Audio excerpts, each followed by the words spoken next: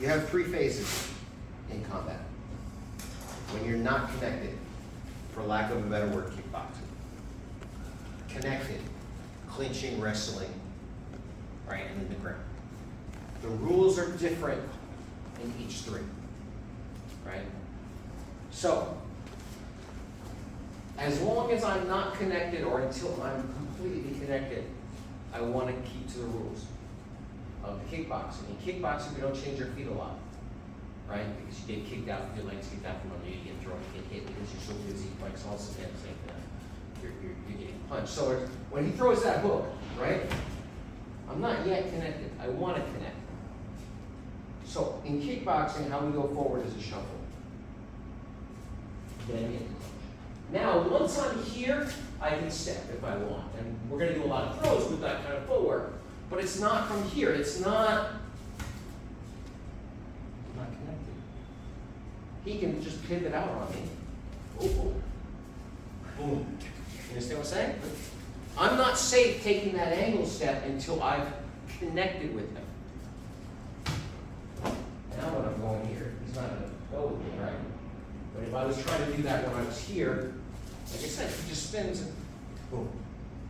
Now, let's say you're southpaw and he's orthodox and he throws that hook. Well, you still got to come in, connect before you do anything else. I tend to believe if you're going to study striking, do it orthodox, left leg forward, because most of the world fights left leg forward. And what you want to learn is how to fight most people, not that one exceptional person.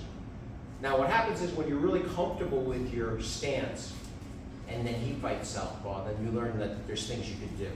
But if you're trying to train southpaw and he's trying to train southpaw, and we're getting used to like blocking the right jab or the right hook, right? And then he switches, oh shit.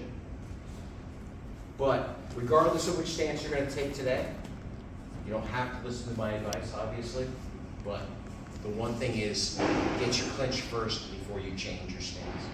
Whatever your stance is, if it's right side forward, that's fine. If it's left side forward, that's fine. But get your clinch first before you try to do any fancy footwork. Get your clinch first before you try to do any fancy footwork. Statistically, 95% of the world, when they do striking, orthodox, meaning they're left forward. Right? When we talk in Chinese martial arts, sometimes it sounds like esoteric, it sounds like super theoretical, but it's just ways of organizing ideas. So, we talk about four doors. The front door.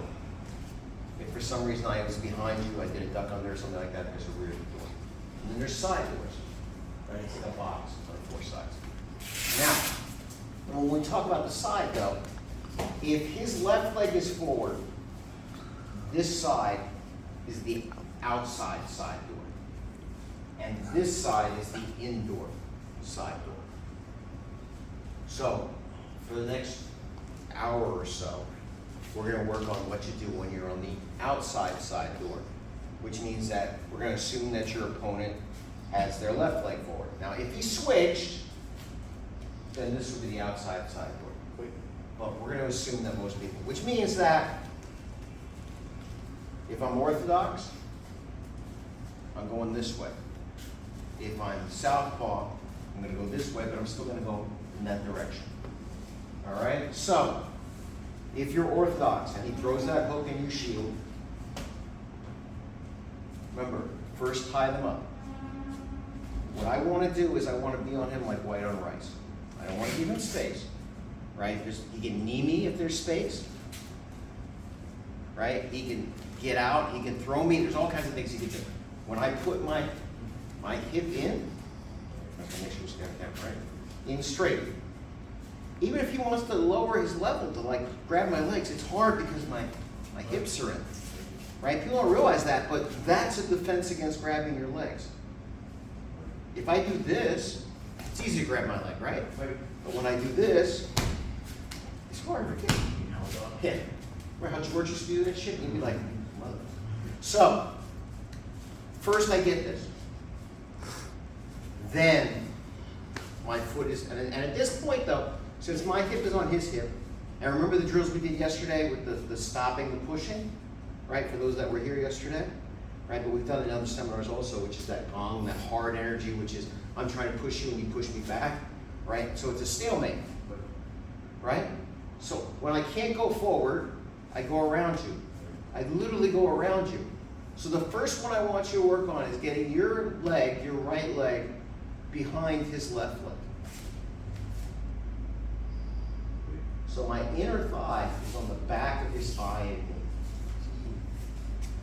Do it from this angle. So he throws that hook. Oh shit. You know, if I just do an oh shit to survive.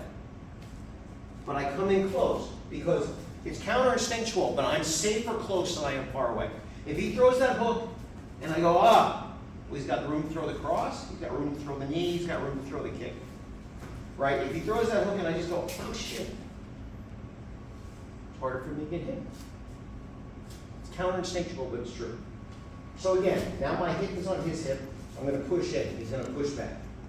Right? So I can't keep going forward, I can't go north. But I can come around. And so you see now again, how my leg is. The inside of my leg is on the back of his leg. And this is leaning.